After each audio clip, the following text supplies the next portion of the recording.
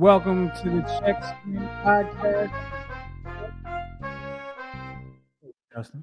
And of course, the star of the show, the brains. Can you hear me? Can you hear me? You're in and out. There we go. All right, let's start that over. I did it again. Oops, I did it again. Here we go. All right. Welcome to the Check Screen Podcast with myself. I'm, of course, the star of the show, the brain, the beauty, the brawn of the show. My man, Coach Santa, is in the building, soon to be. Soon, in a couple years, right? You'll be Dr. That's the hope. No, that's the reality. Lord. No pressure. You're going to make that happen. But welcome to the show. We have a special show on tonight for you all, for everyone that loves the Check Swing Podcast. We have a special guest with us tonight. She is not a stranger to the show. She's been on the show before, so you already know she's good people.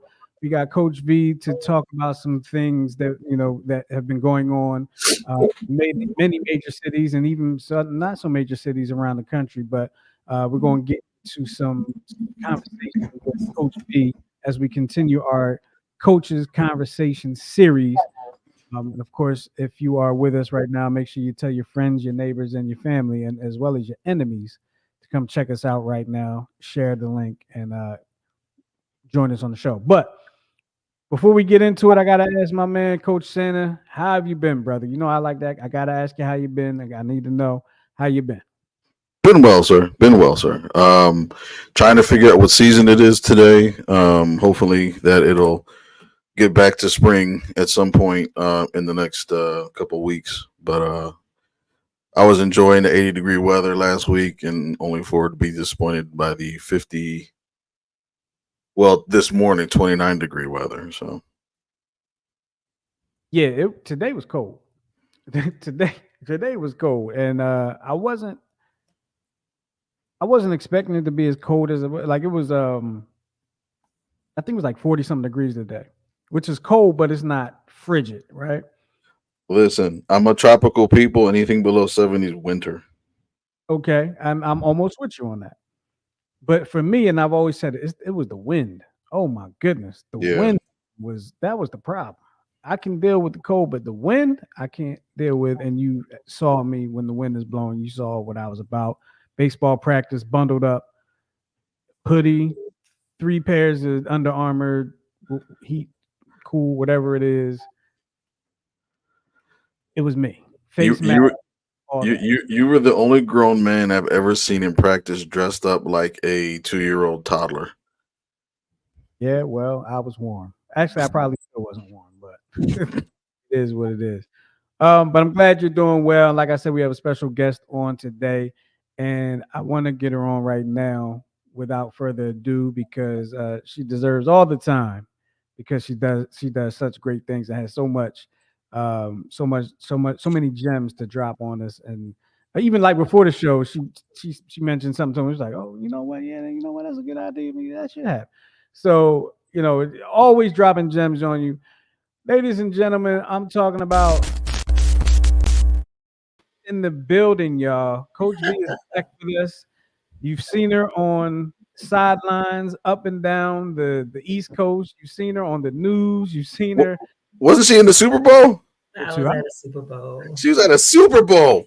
She was at the Super Bowl. She Well, was not the last one, but a Super Bowl. Right. When she was on the show, she had got free tickets because she's just that damn good. Coach Thank V, you. welcome back to the show. It is a pleasure to have you on with us once Welcome again. back. We appreciate you joining us, and we appreciate all that you do. Excuse me. We first of all introduce yourself to the people because I'm not going to do it justice, and I want you to introduce your organization to the people. Remind the Check Swing family what your organization is about, and some of the I see a lot of the things that you do right there, like front and center. But I want the people that may not be as familiar with your organization, let them know who you are and what you do. All righty. Hello, everybody. Coach V or Valencia Peterson. I am the founder and the executive director of Open Door Abuse Awareness Prevention. We are a trauma-informed violence prevention organization. I don't like the word program because that's not really how we roll. It's more like we do life with the people we work with. But we use the medium of sports for violence prevention. And we also have a girls group called Intentionally Caring and United, where I work with about 70 girls doing all kinds of great things at the Penwood High School. And we are diving into some other things that I'll be talking about here. But I'm really glad to be here today and just talk about some things I think that everyone, would enjoy hearing. Actually, we need to make progress. We need to make progress. Absolutely. And Miguel. I know you know Miguel already. Oh yeah. Yeah. Good to see you. Good to see you. Same. So, Coach B, I kind of want to get right into the thick of it. Mhm. We spoke just, I think it was a couple weeks ago. We were speaking about some incidents that happened here in Philadelphia, Yeah. the city of Philadelphia, some gun violence with some of our city's youth. And you wanted to address the gun violence. You had some thoughts about those incidents, and I want to pick my feet up and give you the floor, and I want to hear your thoughts, and I want you to share your thoughts with our audience. Well, first of all, to all those young people who, well, especially to Damien at Emotep and the Up and Top family, my heart goes out to them. They're one of the teams that I work with. So that's very close, near and dear to my heart, the loss there and the people there, their family. And it was tragic to hear. And then right on the cups of it again, to hear about Northeast. And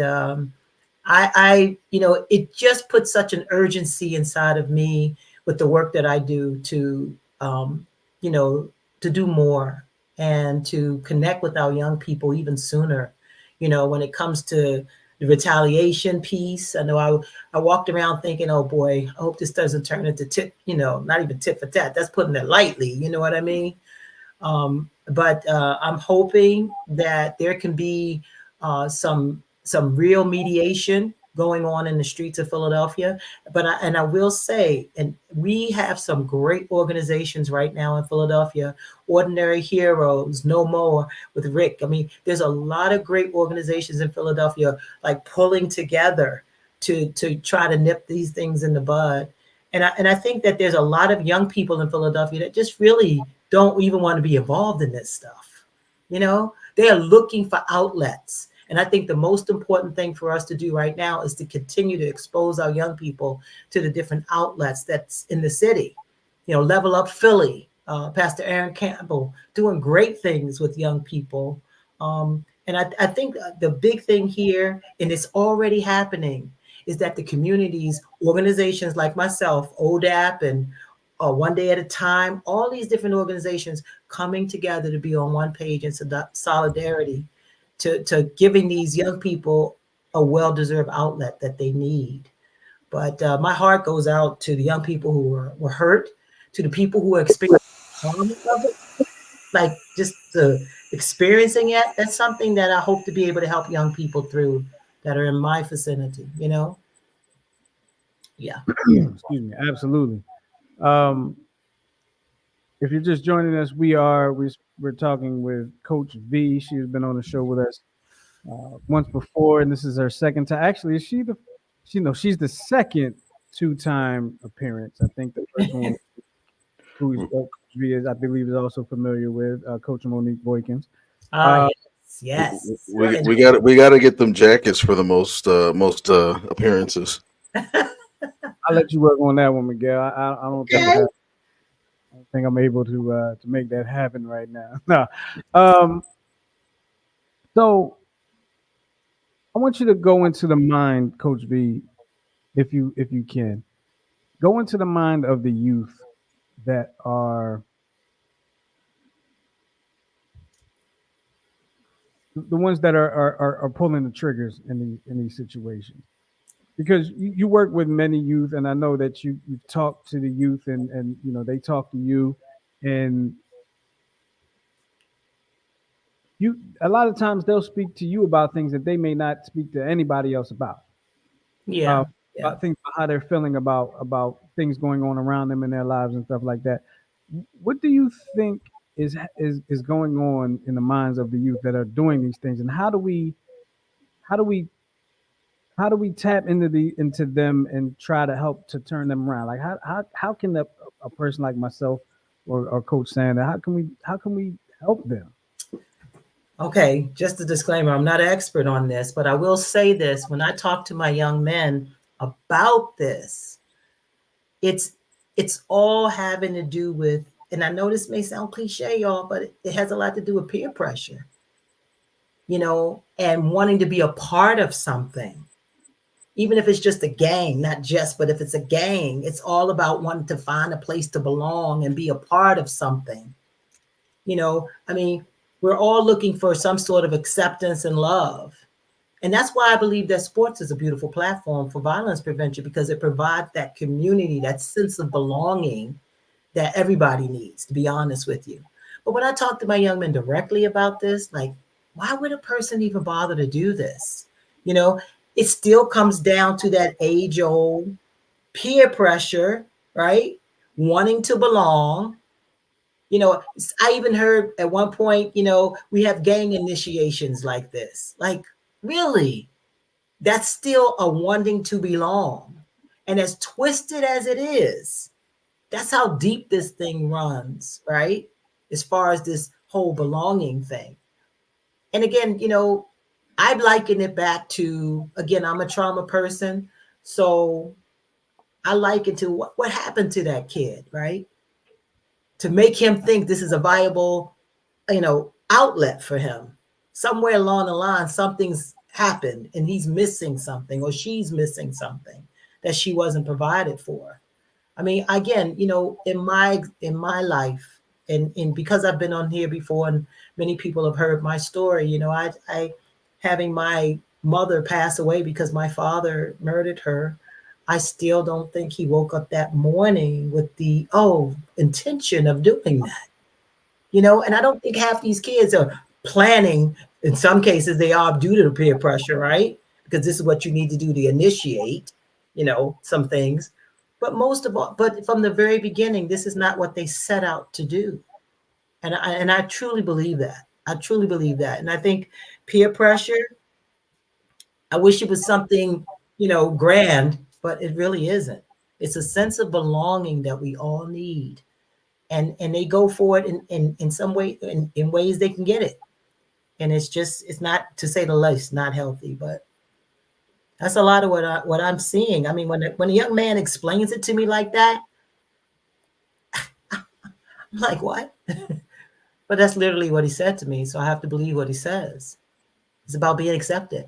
It's about belonging, a part of something. Miguel, did you want to chime in? Yeah, I was. It's funny. So I'd say the last 6 or 7 months, I started, taking public transportation to work. Thinking, oh, it's free, it's provided by my job, and things like that. And it seems like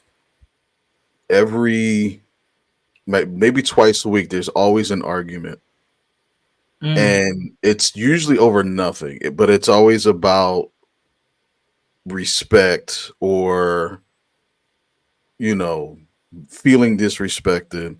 And I was watching a show that had Van Jones on, who's a CNN correspondent, and he was talking about how a lot of it stems from the back and forth on social media, and also from COVID. So now we have like the COVID kids that are like, they were home for 2 years, and they were told they can do whatever they want, and they can, they don't have to let anything or anyone stand in their way. Have you come across any athletes or students where they're like, well, they just feel like mentally they're above everybody and everything, and anybody else that comes in their way, they just feel like they just become angry and discontented or anything like that? No, I mean, most of the young people that I'm working, COVID was a stunt, a time where their growth and their emotional maturity was stunted. Yeah. When they went back to school, they sat in the back of the classroom full of people absorbed in themselves and their phone. It was still like they were still home. Right. So that assimilation of being social was very difficult for them. I don't know about above, but just isolated in their own little bubble.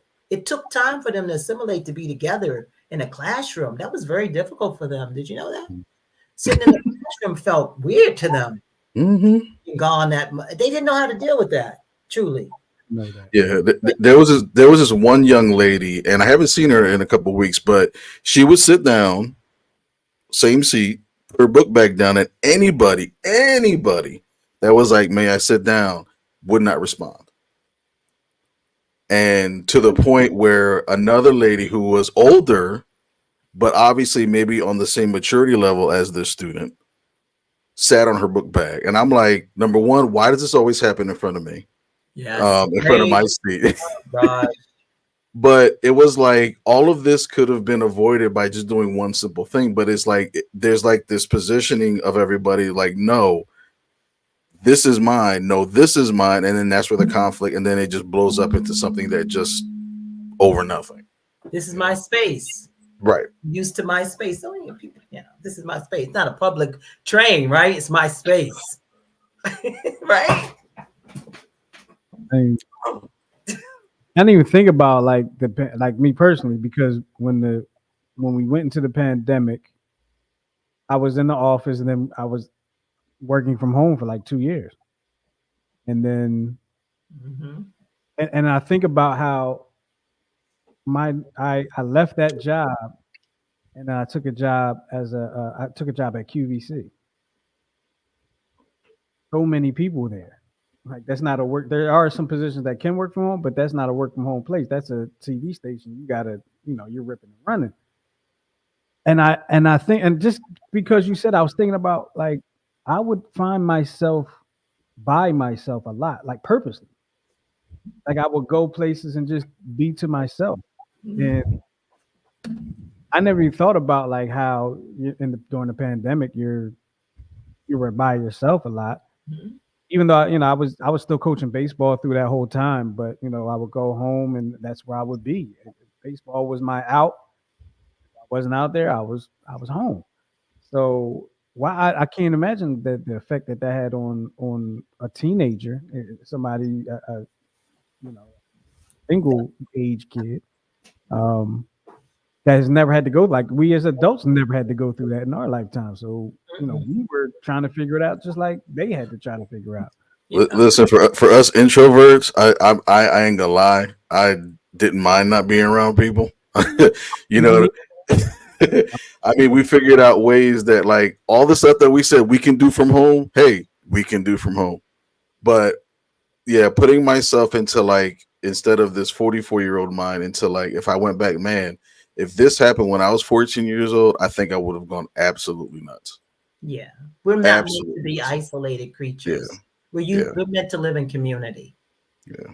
Again, that's why sports is such a beautiful platform. Definitely. Absolutely. Such a beautiful platform. And I just want to shift gears a little bit, because I want to give a shout out to Penwood High School and the Penwood High School flag football. Woo, we won. Played their very first official game today in flag football today, and at the brand new at the renovated Rap Curry Athletic. I'm messing it up right now. Rap Curry Athletic Complex, Kerr Field. There we go. Get it right. And it was fun. It was a fun time. It was a fun game to watch. Both teams, they competed well. Unfortunately, I leave at halftime to make sure I got everything together, because I saw Coach B there and she was like, "Yeah, you're going to have the link at 6 o'clock." And I was like, "Okay, I'm going to have to get out of here because there's no way I'm going to be home by 6 o'clock."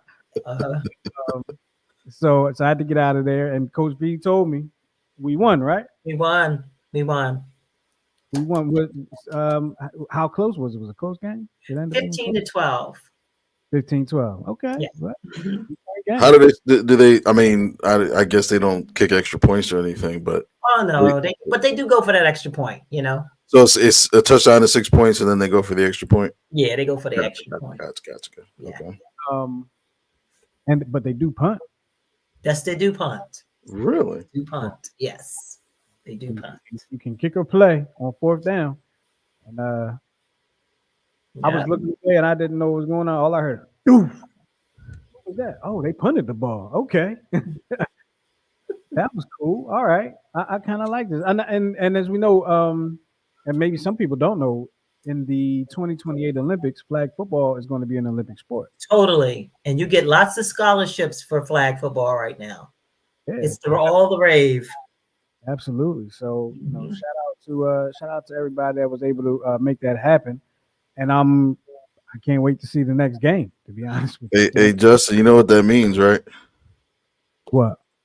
We got to get in shape. We got something to play for. No.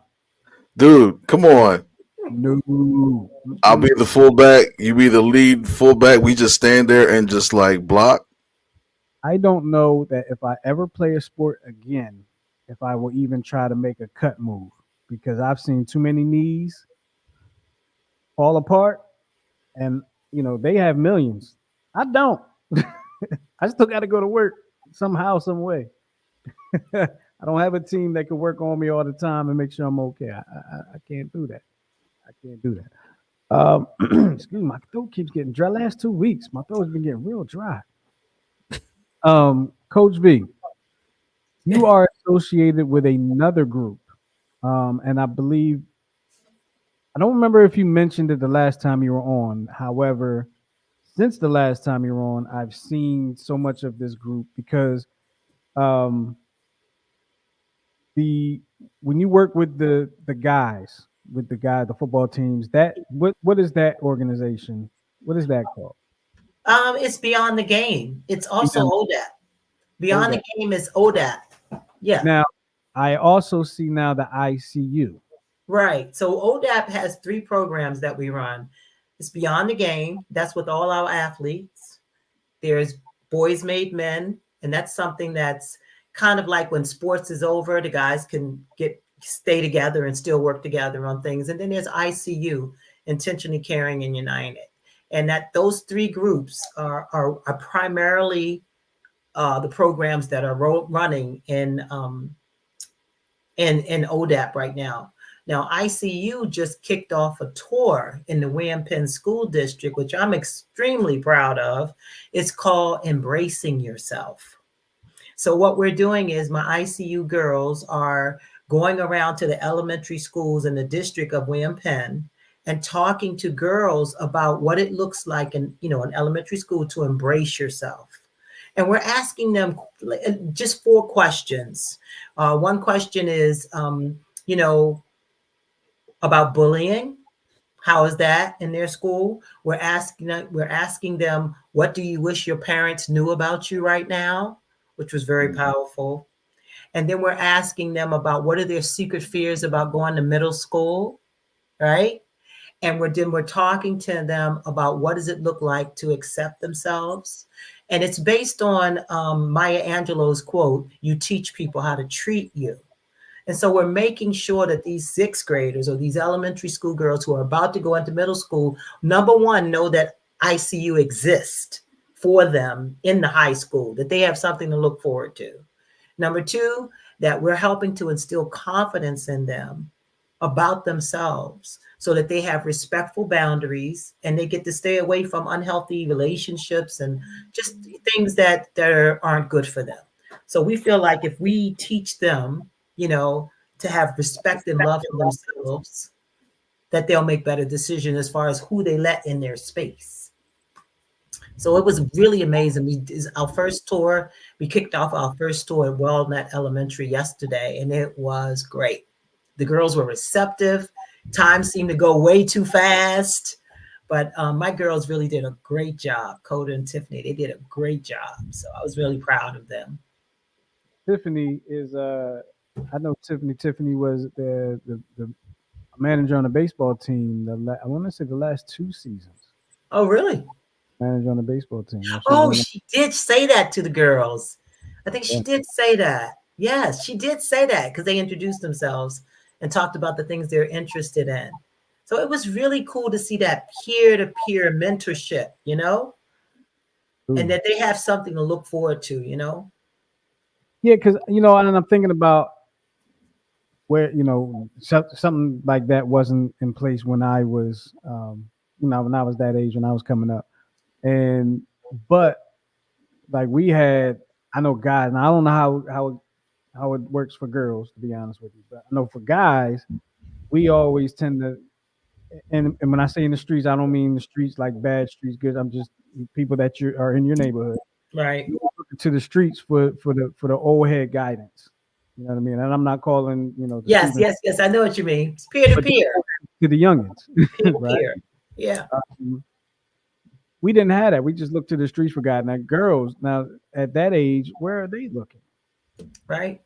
Well, yeah, social media, it's ridiculous. You know the thing that stuck out to my girls when we debriefed today was that the cyberbullying was a huge deal for the girls, the elementary school girls. That They're they not. talked about the cyberbullying is off the scale. We were really shocked to hear some of the things they were saying about it. So you mean like in the elementary schools? Yeah, There's yeah, it's cyberbullying? really an issue. Really? Yes. Wow. Yeah, I can kind of piggyback up because when I was in the position that he's actually working in the exact same position I did for 16 years, but and he's getting rewarded for it. But I'm not bitter. But we used to monitor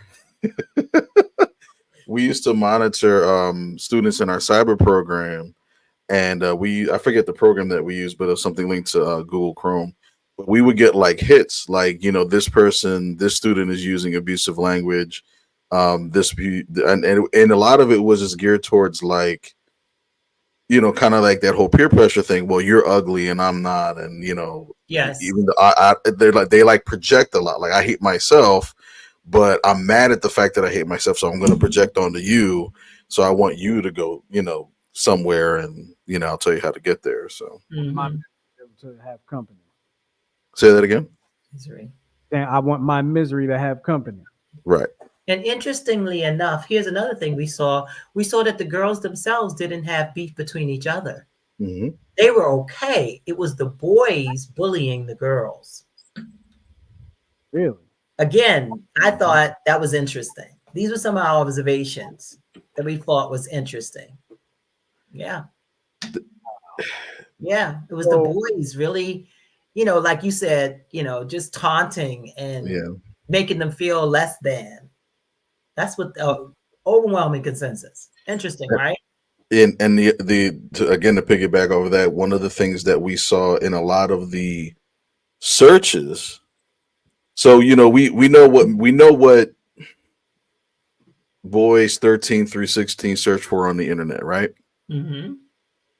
But what we found was it was actually a lot of the girls searching for that stuff, like searching for ways, for lack of a better phrase, to please men, Mm-hmm. like trying to figure out how to. Elementary?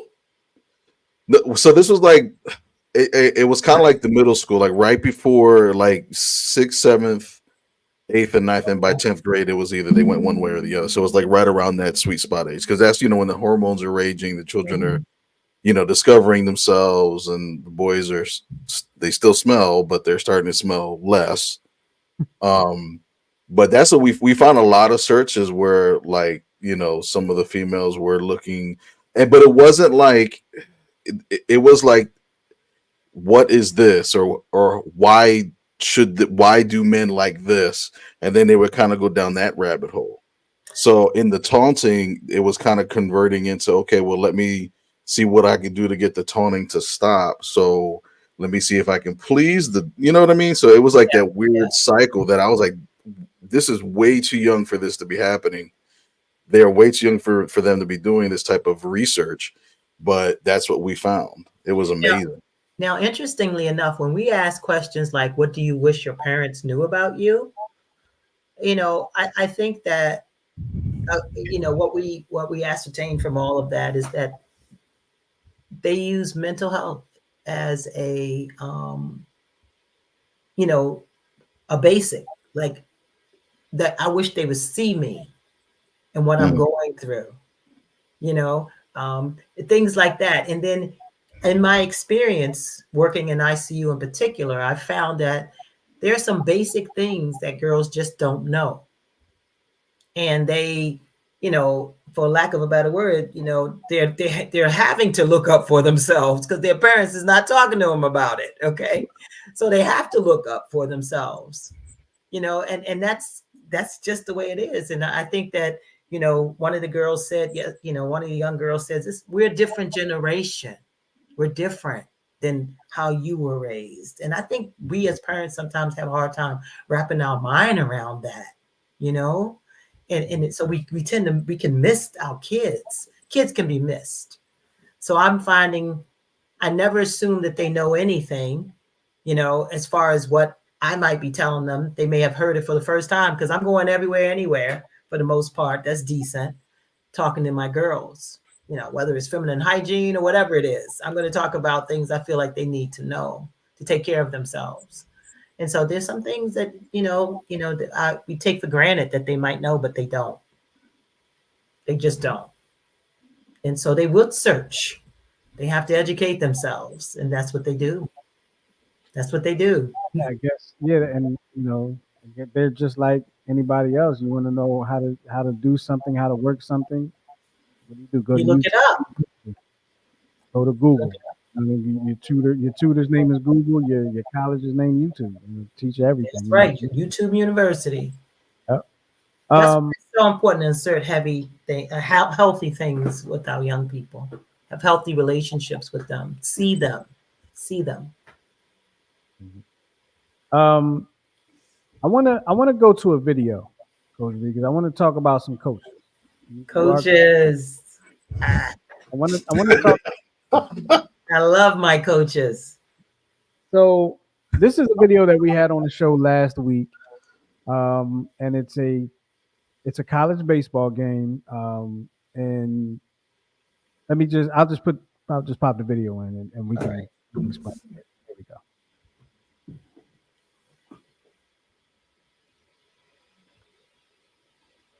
So as you can see right there, the kid. Don't read lips.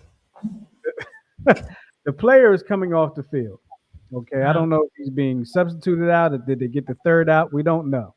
Okay, but he looks like he's not animated to me, but he's yelling into the dugout, he's saying something into the dugout, and the coach comes over and grabs him by the chest, grabs him by the shirt, and then another coach comes over, does the same thing. Now, when we spoke about this earlier, it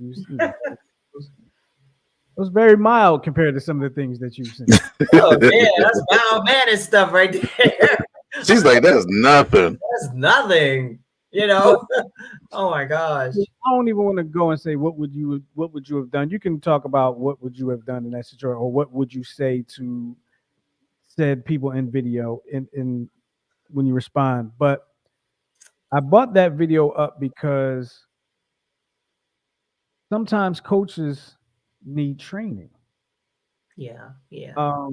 Because sometimes you're just getting a coach that they know how to play football, play baseball, play basketball, and because they know how to play, okay, you should be able to coach. Not all good players make coaches, let's just say that. But coaching is more than the game itself. Mm-hmm. Coach, I'm going to give you the floor because you have some very good ideas about coaches receiving training. So I'm going to let you speak. I'll tell anybody, and I'll start this conversation just like this. Coaches are frontliners. If there weren't coaches, I believe that the floods of violence would have been flooded all over Philadelphia and many other places. Coaches have one coach might have 60 kids underneath him that for some time and space, they're out of trouble because they're with him. That man is leaving his family, going to coach these kids, And so I am an avid supporter supporter of coaches, and I have nothing but good things to say about them overall. I will say that. But there are some coaches that are not trained, and they do more damage than good. And I think that I think that has a lot to do with them lacking the training and the support. Lacking training and support. The city of Philadelphia is in the process of building these new fields. And I just wrote an article saying, I think that's great, but if you're going to put the same untrained coaches on the field, then your good fields still don't do really what you want them to do, which was give a kid a safe space, right? To be able to, have fun and have a safe space. I think coaches really, there's a lot of different things that play into who a coach is. Now, with Beyond the Game, which includes our coaches, I've worked with a lot of coaches that will tell you, if you ever got them on your podcast, they would tell you that they've learned a lot just being a part of ODAP, and that some of them really coach differently than they started off coaching because they're in ODAP, because we're getting them to look at who they're coaching, not how they're coaching. Because you can't coach every kid the same. Neither should you be trying to relive your glory days. And really, you're screaming at yourself that you didn't make it, but the kid happens to be the recipient of that, right? So I put a lot of emphasis on coaches knowing themselves for real. And right now, I'm in the process of doing a pilot project where I'm going to be having coaches from different leagues sign up to be a part of ODAP, right? And have trauma-informed coaching training. And we're going to give the coaches that we choose a stipend, because let's just talk about the fact that coaches aren't really paid. Okay. They don't make hardly any money doing what they're doing, and they putting in all kinds of times. But we're arranging something where coaches can get trauma training for the duration of the season so that they can help their team do better with the kids that they're serving. Because I hate to see men coming on the field, and any coach trying to unconsciously or consciously using the field for their anger management. There, I got it out. And your child is the one that gets it, No. Do you see that? I'm going to go ahead and stereotype it. Do you see that more so in football than any other sport? Yes. But, and I have to say, Little League is the most kind of unruly, unaccountable space. I mean, at least in high school, you got your athletic director, you got some people over you watching you. But in Little League, ooh, we're in danger of having little gangs led by coaches. You know what I'm saying? Little gangs led by coaches. Right. What's up with that? I heard this. I heard about this, and I didn't witness it, but I heard about this. 2 Little League teams playing each other. One loses, and the coach goes over there and stumps on the trophy, and the kids come behind him and stump on the trophy too, of the other team that won. Like what? Yeah, by example, wouldn't you say? Like that's crazy. I saw a video of something like that recently. Yeah, it's like, where's the accountability in that? Now, as a high school football coach or a college coach, if you did something like that, you'd be like either suspended, you'd be out. Yeah. Because we want warm, fuzzy bodies, right? We need bodies. Sometimes anybody can join a team like that. Oh, yeah, man, you want to coach with us? Go ahead and coach with us. Where's your clearances? You know what I mean? Mm-hmm. Nothing. Because it's too loose. It's too loose. Yeah. That's my opinion. And I think there's people that really try to, do it right. But when it's all said and done, there's no accountability. Not the way it could be. And I'm trying to change that, to believe it or not. I'm trying to make it so that that's curbed.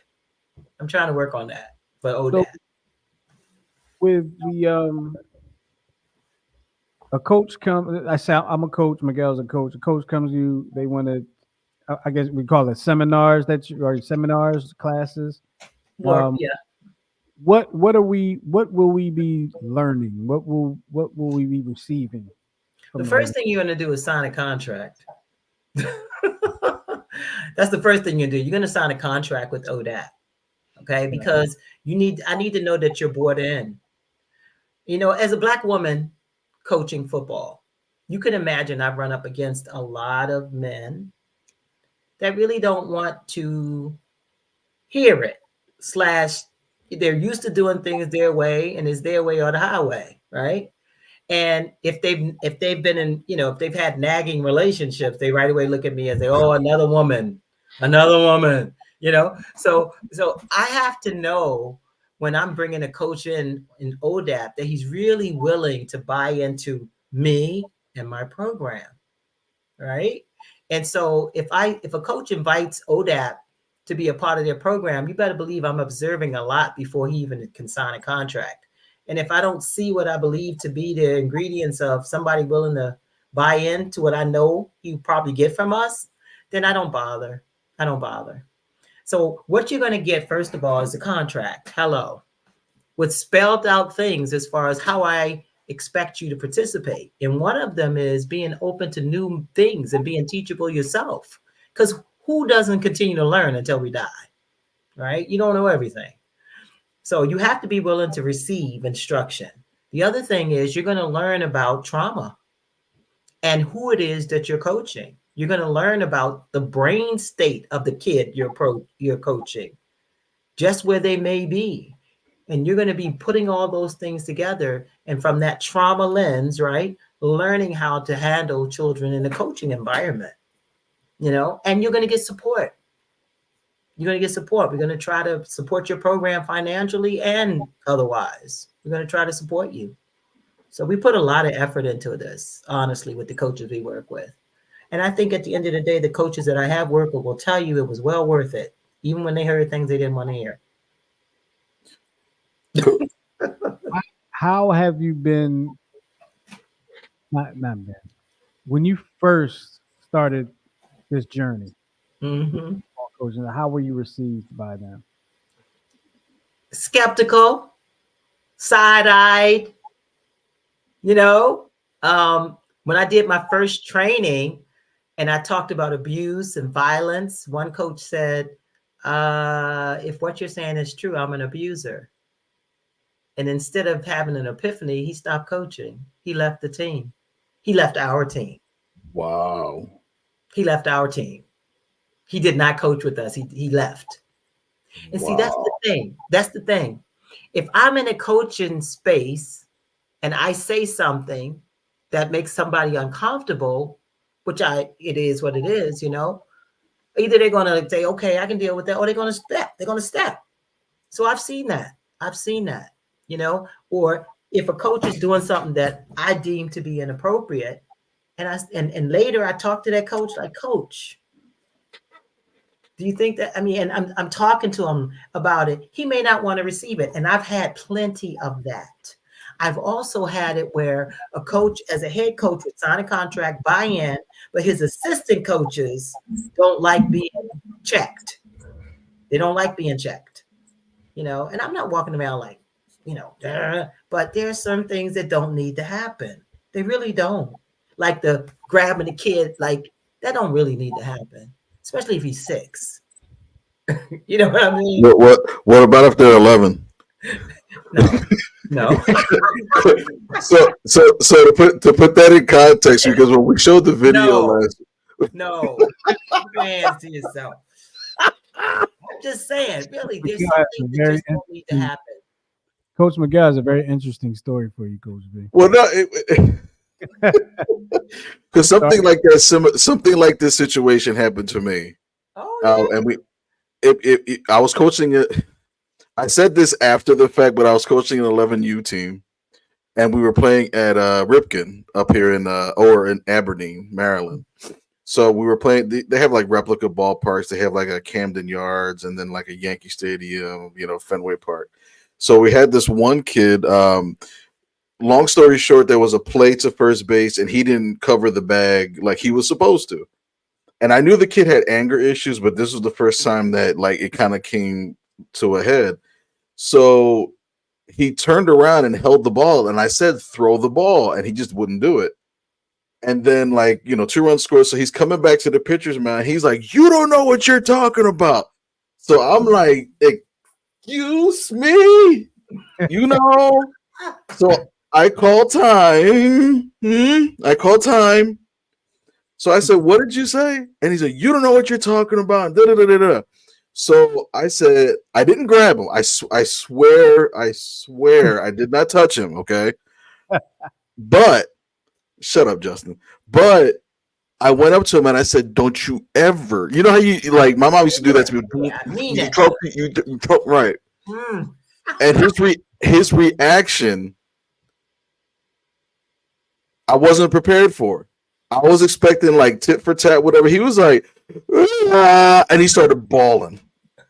He started bawling. I looked around and I'm like, I didn't know whether to continue being mad.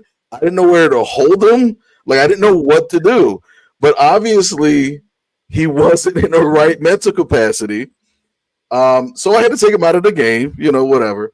But long story short, after that, to his credit, okay, he did apologize the next day.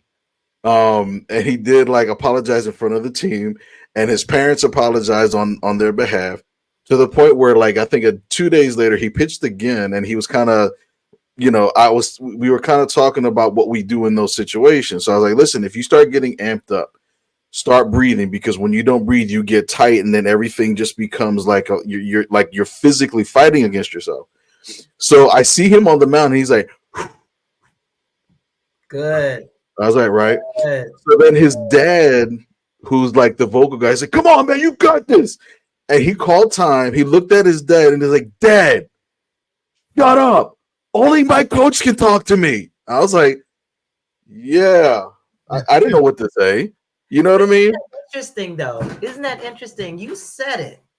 Behind every behavior, there is a cause.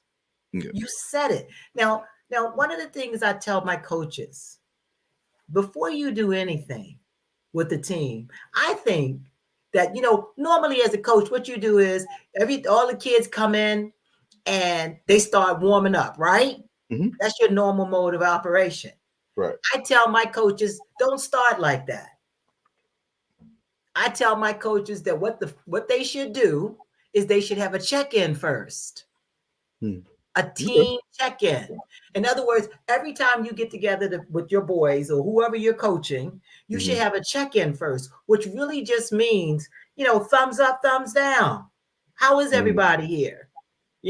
I love this verse that says, "Know well the condition of your flock." I love that. It's one of those things where for 15 seconds, you can look out on your team and see who's here and who's there, right? Number one, what does that do? It tells you that if somebody's acting a little off in the game, well, you got a heads up. So you could do one or two things. You could say, "Hey, for all of you, you're not shaming anybody. For all of you who have a thumbs down, see me after practice." Or you can make a mental note, and while you're practicing, you can go alongside that kid and go, "Hey, what's going on?" Just as you're interacting. But what does this accomplish? First of all, they've been seen. Yeah. Not everybody is the same, right? It's important for kids to be seen. So doing that check-in, just that check-in is enough to be, to know what's going on. And so if Tommy has a bad game, he already told you he was like this. Right. That is, something happened before he got to you that has him in a funk. Now, you said that little boy, his father was screaming at him about the game. Who knows what's going on at home and the pressures that are on him to perform. He could have froze, fright, flight, freeze. He's in this position where he's under pressure right now. He may have had his dad's voice in his head. Yeah. You're going to fail. You don't know what caused a kid to do what he does. So instead of asking what's wrong with you, what happened? If you walked up to him and say, "What happened?" Right? What happened? Now he's a little freer to talk to you as opposed to, "What's wrong with you?" Do you understand what I'm saying? You see how I'm saying this? Something always causes a behavior. You don't know what's going on with him and his dad. already his dad's yelling at him and you the coach. So that should Right. tell you something. Mm-hmm. That should tell you something. Yeah. So like Justin said last week, violence is not the answer. I'm not even saying violence is not the What? answer. Of course it's not. But you know What what? about good shake? Look differently. Yes, I got you. Put on some trauma flexibles, you know. Yeah, That's all I'm saying. just a good, not a good like a good shake. I think coaches would do well to learn who they're coaching and not just how to coach or what they're coaching them. You need to know who you're coaching. And the truth is, as a coach, you can't handle everybody. So getting together and have the thumbs up, you get a quick overview of what you're working with. And hey, if most of your team is like this, you need to stop practice. It's going to be awful. Right. It's going to be awful. Right. But you took 15 seconds to find out, and now you got to go, okay, wait, hold up. Time out. You're more important than the game. What's wrong? What's happening? Something as simple as that. That's what I suggest. We're talking with Coach V. Is it founder of ODAT? Is it founder? Yeah. Is the right term? Okay. Yeah. Founder of ODAT. All around great person. I love when I see Coach V come into the building. I get happy. I feel like Coach V. Like you ever, and I haven't known Coach V that long, right? But you ever remember like when you were in like school, maybe your best friend in school was absent, and then maybe it's absent for a few days, and then when your best friend comes back, you're like, oh, okay, yeah, it's gonna be a good day. She come in the building, and like even if she's not in a good mood, which is like rare, like all right, today's gonna be a good day. Like today's gonna be all right because Coach V is here. Yeah, I don't know why. I just like when I see Coach V because Coach V spreads so much positivity. Mm-hmm. I appreciate you, Coach V, for you.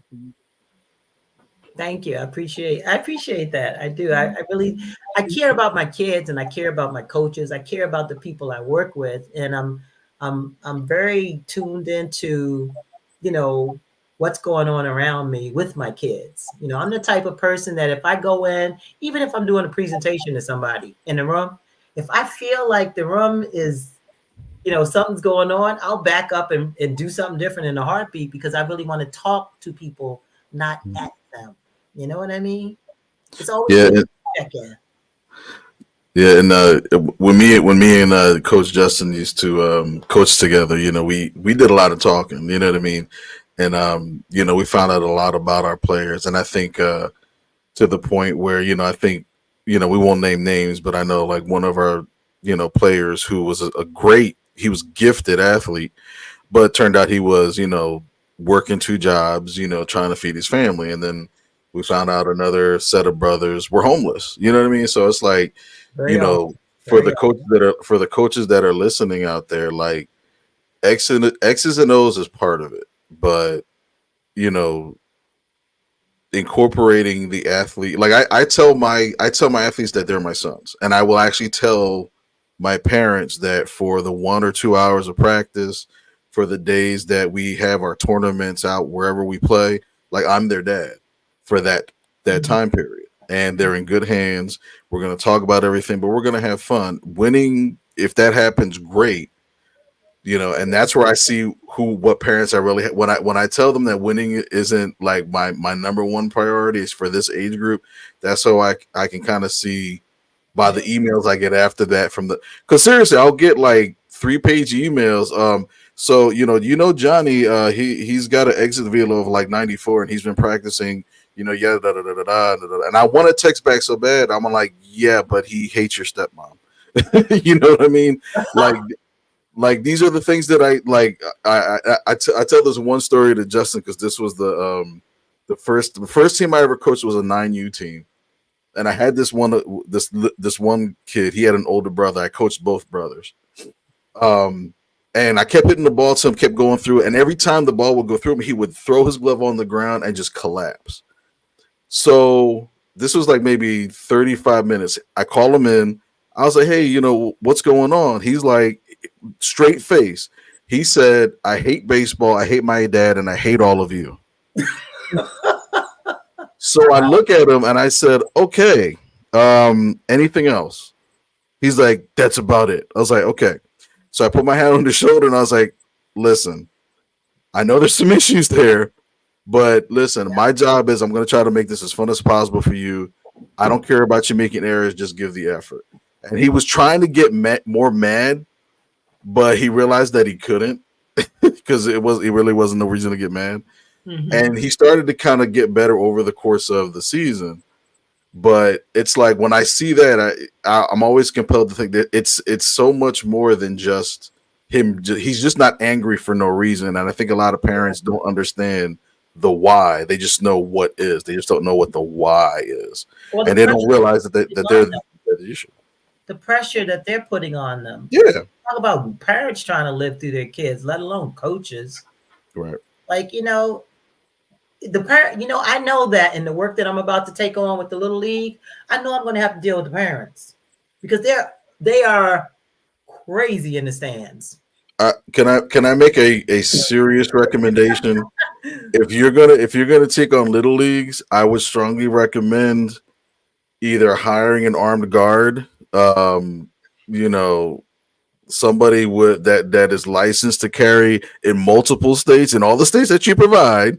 Do you hear this, man? What, Justin? How far fetched am I? Listen, I tell you what. I mean, Miguel is, he's exaggerating, but sometimes the parents, and I'm sure you already know. I mean, we saw a video just recently where former NFL quarterback Cam Newton was Oh, I saw that video. fighting like 3 people or some 2 people. Or And he took them on though. He took them on though. at a youth football game. I think they were coaches. I don't remember what. 7-on-7, I think it was. Mm-hmm. It's. I can remember some years back. I don't know how many years ago. I went to my nephew's football tournament. It was a national football tournament. It was like little league. But what stood out to me was the parents. I know. Games were good. Like he was probably 8, maybe 9, 10, maybe. Mm-hmm. Parents. First of all, a lot of them think they act like their child is going to the league straight from 10 years old. But you know what that when we've coached our teams out of town or whatever, you know how like PBR, all those entities, they post like videos of student or athletes like going 2 for 3 in the game or pitching a shutout or whatever. I'm seeing videos from parents, little Billy, who's 7 years old, who's graduating in 2035, already has a 2-seam fastball. I'm like, 2035, he doesn't even know how to spell 20, and you're posting his little league video. It's crazy. It I is. comment on my my Instagram live. I pulled my kids from little league because the parents and coaches had a fist fight at the game. Oh, and that's what you see a lot of too. Across the state, across the United States, Mm-hmm. Little League football is really getting like a stigma of just uncouth, weed smoking, parents screaming things. When in fact, there are great things to Little League football. But it's starting to get a reputation, or has been getting a reputation, that is like, it's just not cool. It's And just then not cool. what doesn't help it is have a Netflix series about a little league football team. Yeah. Snoop. Snoop. Hey, I'm All right, so about him. I'm just saying. You're talking about that. Started a league. Like Snoop started the league. Now, I didn't see this movie, but I heard that it's else. But he started a league, but he did something to get the kids off the street. Yeah, and that's what I'm saying. Yeah. That's what I'm saying. Coaches do things like get kids off the street, but then at the same time, we don't want coaches with little gangs attacking. I mean, this is not a game anymore. It's one gang of having a game. We don't want that. And I would love to work with Snoop and his people. Oh my gosh. The weed would be fantastic. Tell somebody. I said the weed would be fantastic. So if you don't get an armed guard, an armed guard, get certified, bring your own piece. Oh my gosh. Let me just end. I don't know but let me just say this. This past weekend, I was in Miami, and I was invited to speak at a leaders meeting of Black gun clubs. Okay, there were leaders of gun clubs. One of them was Black Girl and Guns. We're not talking about Make America Great here. We're talking about Black people who had clubs, and they were trying to connect with people who were doing violence prevention, because they had tried to, offer gun safety to schools and come in and say, hey, listen, the stigma around Black people and guns, but that wasn't happening. They weren't getting much success with that. So they invited us to come in. They had us at the range. At the range, they did things like mental health and firearm. They had little workshops. Of course, they were on the range for a couple hours shooting. And then they would come in and have these workshops on mental health and, being responsible with your firearm and just, all this safety stuff with the firearms. And here they thought to themselves, we want to bring these people in to see how we can bridge the gap here, And I was a little skeptical, right?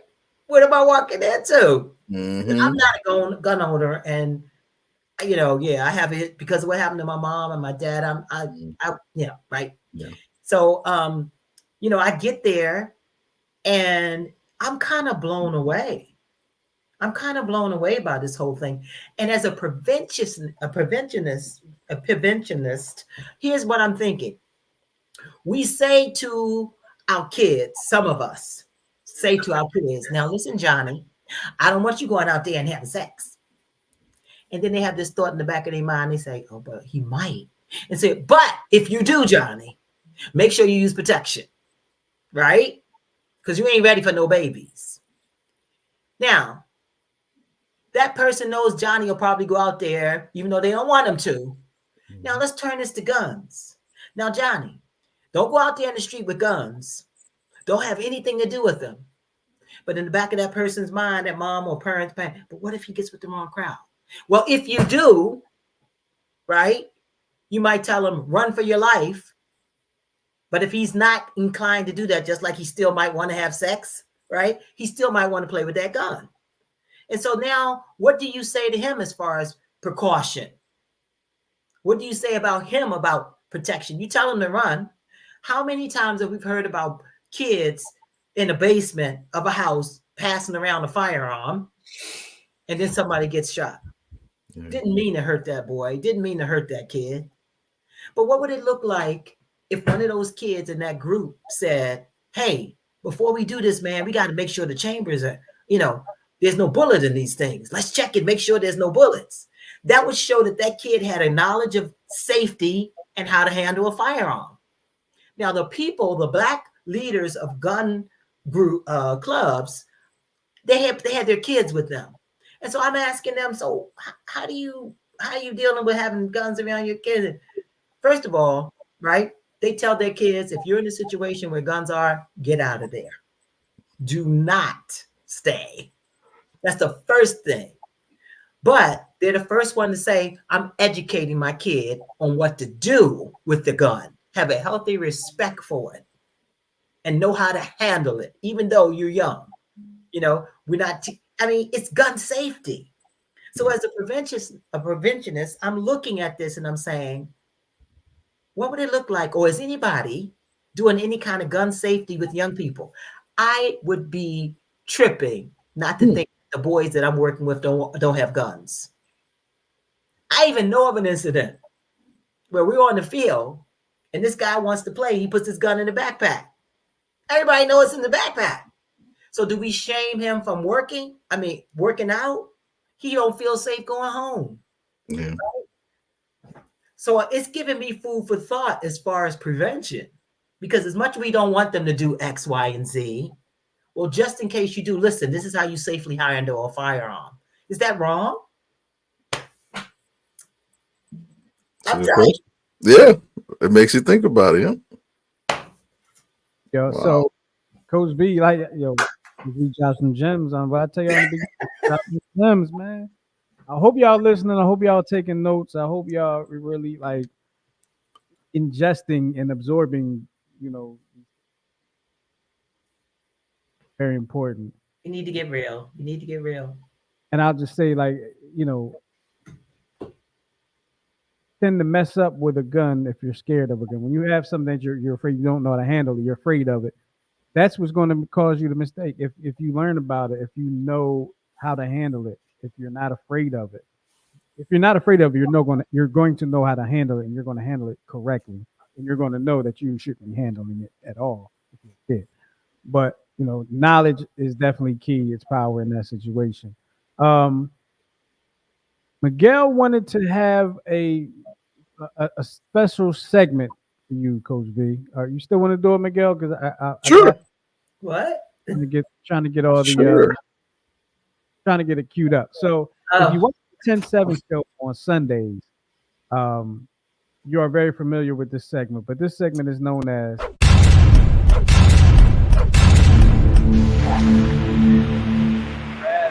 for the Check Swing podcast.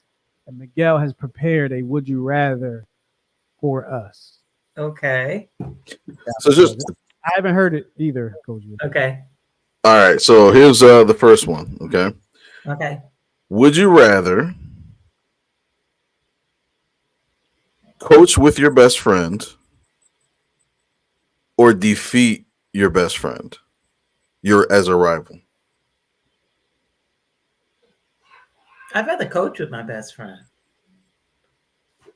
Yeah, I'd rather coach with my best friend. I feel like you should have put a little more on that one. Yeah, I'd rather coach with my best friend. Definitely. Because we'd be winners. Okay, let me rephrase the question. Okay. Yeah. Would you rather coach with your best friend or beat your rival? Oh. Beat my rival. Okay. Coach Santa, come on. It was a softball. Okay. All right. So would you rather coach against highly skilled players or the most intelligent players? Intelligent, for sure. For sure. And I'm going to say this. I liken football to chess. Okay. And if a kid, and this is how I feel about this, I liken football to chess.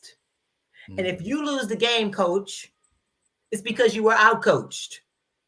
Sometimes it has something to do with the kids that's talented, right? Mm-hmm. But if you knew your team and their level of talent, you wouldn't put them in a position where their lack of talent shows. Okay. And so it's about chess. She sounds like she was a fan of the Eagles last season. I'm a fan always. I bleed green. She took us back to the Andy Reid days of, I got to put my guys in better position. Lord. It's so, chess. I didn't answer that one, Miguel. I'm sorry. I don't want to hold y'all up. But that's an interesting one because highly skilled players don't always make the right decision. They don't. Right. They don't. They cocky sometimes. They coach against. I want to coach. I always want to play against the best, right? So what does that mean? Are they the best skilled or the best? Oh, we lost his sound. Oh, you lost. You got me back. Yeah, we got you back. Yeah. I got to stop moving away from the microphone. Hold on. Yeah. So I'm. You can have it all here, but not have the skill. So it's almost like I want to coach against the best because I want to beat the best. That's right. You do. Whichever one of those is the best. Yeah. That's what I want. It's like the athlete jumping over the bridge, but then the intelligent one builds the bridge for everybody else to get over. Right. That's what it's like. Not everybody's gonna jump and make the bridge. Not everybody's gonna jump and make it. We need somebody. That's the best analogy I've heard all week. Wow. All right. You want to do one more? Yeah, one more. Would you rather coach on Thanksgiving or New Year's Day? New Year's Day. New Year's Day. Really? You ain't nothing to do on that day. What'd you say, Coach B? It's boring. There's nothing to do on that day. Yeah, Everything happened the night before. yeah, everything's the night before. There's nothing going on the next day. And I don't even really care to do any parties on New Year's Eve anymore. So I'm fresh. I'm not hungover or anything like that. Yeah, I'm New fresh. Year's Day because there's nothing to do. There's nothing to do. I want to be lazy and go eat. That's right. And then you want to eat and sleep type thing, you know? Gotcha. Coach Ryan Hunter, head coach of DCC Phantom, said he would rather coach on New Year's Day. Okay. That's right. Oh, I know that girl. New Year's Day. Ava Peterson. I know that girl. That's my daughter. Coach on New Year's Day. Beautiful. What now, Coach Sanders? What about you? Because it seems like you would rather coach on Thanksgiving. You know what it is, because I went to Northeast High School, and Northeast High School had has America's longest rivalry with Central. Had. I It's know. no longer going to be happening. I know. They decided. It's so depressing because over 100. Oh, they played over 100 years. They played in 4 consecutive years of those. In that, I played from 94 to 97. Yeah. In that rivalry, and we were 1-3. But Boone. Stop, Coach Ryan. Coach Ryan, what high school did you go to? If you're confident in publicly saying it. I know what high school he went to. Shade. What school did he go to? Did he say? He probably won't. He went to Howard High School in Wilmington. Howard Tech, or he went to Howard High School. So he said he'll tell people, I went to Howard. Yeah, okay, I see where he goes with that. Okay, I got you. He went to Howard. Oh, here you go. He says illustrious Howard High School. Wow. But he didn't play in the nation's longest high school rivalry.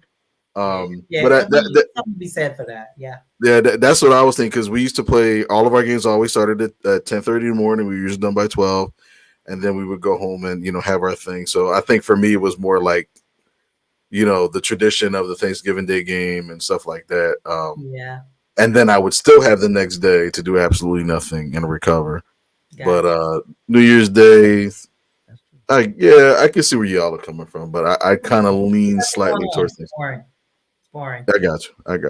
So here's the thing, though. Like on Thanksgiving, even though Thanksgiving is all about football, that means I gotta wake up early, do something important, and use my brain for a few hours. Which do it anyway, but I don't want to do it on Thanksgiving anymore.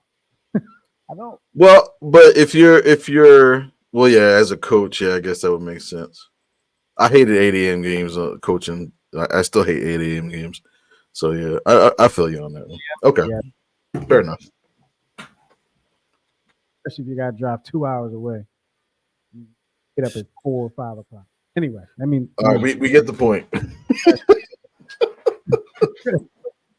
Getting lost because you thought you knew where you were going. No.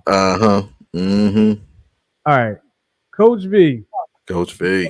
We're going to wrap the show up today, but I want to give you the floor to have any last words before we close the show out.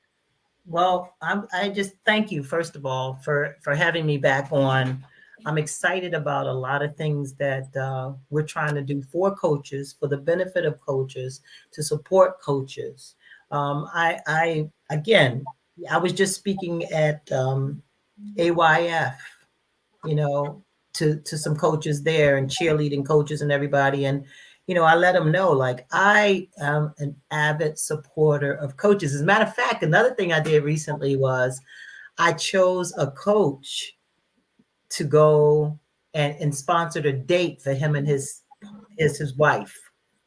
I chose a coach and I told them, drum roll, please. The coach that I've chosen to sponsor or pay for dinner for him and his significant other is Coach Jordan from MLK. And he and his wife, they're going out compliments of ODAP to have just a night out together. I mean, I believe in supporting our coaches, but I also believe in calling them out when they're inappropriate toward our kids. And so, yeah, I want to make sure that everybody know I'm, 2 and 3. 2, call them to the carpet. 3, my husband's walking in. I'm on a Zoom. That's the husband. Oh, Hi, husband. You're famous. Coach, thank you, Coach B, for being a blessing not only to the coaching community but to our community as a whole. Thank you, Coach. Thank you. I told Coach Ryan Hunter all about you. So. Yeah, that's the Coach Hunter from the illustrious Howard High School. That's right. That's right. I really thank you so much for having me on. And I will say again to all the coaches that are out there, you're doing a great job. You're helping a lot of kids, and I'm proud of you for doing so. And I look to support you any way that we can. ODAP. Now, this is how you contact us. We're on Instagram, ODAAPINC on Instagram. Follow us. See the great things that we're doing for the coaches and the kids. Have it. There you have it. Thank you so much, Coach B. Once again, Danielle Campbell says, Danielle, she is one of the Black Gun Club leaders that brought me out to Miami, Florida. She was one of the ones. She was the main one that brought me out there. Awesome. And she's doing great work in Miami. Great work. Is she licensed to carry so she can be the one that'll be your for them little league parents? No. Hey, she's all that. She's all that in a bag of chips. Black girls with guns. I love the whole thing. That's Tiffany though, but Danielle's the best. That's 2A forward. Danielle is 2A forward. Yeah. Go. You have it. All right. Look, we're going to get out of here. Thank you again, once again, Coach B, for being with us and blessing us with your presence and dropping all them gems you dropped on us for last hour. Didn't even realize what time it was. I know. But wow. Time. Always enjoy seeing you, Coach B. And same. We are blessed to have you. So thank you so much. Oh, hold on. Danielle's licensed. Of course she's licensed. Definitely licensed. Of course she is definitely licensed. All right. Half of it. You don't know the half of it. I love it. License to carry lots. And glitter and gunpowder. Oh yeah. Yo, I got to look it up now. You gotta look it up. Follow on New Twist Radio. Go ahead, hit the subscribe button. Everybody here, go ahead, hit the subscribe button. Make sure you enjoy our content, Coach, and go catch Coach B's last appearance on the Check Swing podcast. This is her second time. She is tied for the most appearances on here with Coach Mo Boykin. So we got to see what happens. Yeah, she can have it. I defer to her anytime. She's the bomb. Well, she has a little one now, so That's right. All right, guys. It was good talking to you all. Thank you. We're gonna get out of here. We appreciate you. We'll talk to y'all next time here on the Check Swing podcast. Peace out, y'all. Peace out.